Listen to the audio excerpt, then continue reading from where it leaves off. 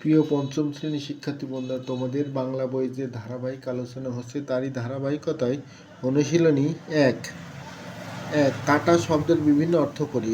এই গাছটা কেটো না, কর্তন করা। শ্রমিকেরা পুকুর কাটছে, খনন করা। ভালোই তো সময় কাটছে, অতিবাহিত হওয়া। বিপদ কেটে গেল, দূর হওয়া।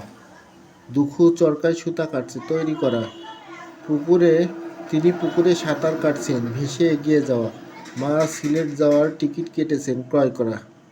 প্রশ্ন 2 নম্বরে আছে, প্রশ্ন তৈরি করি, উত্তর শুনি।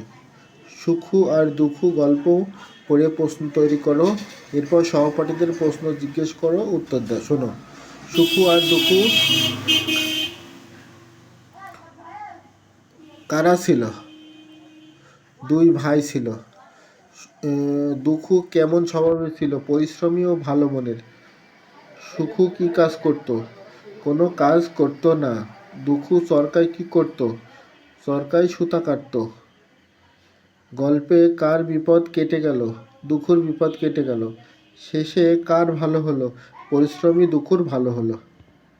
ধন্যবাদ সকলকে।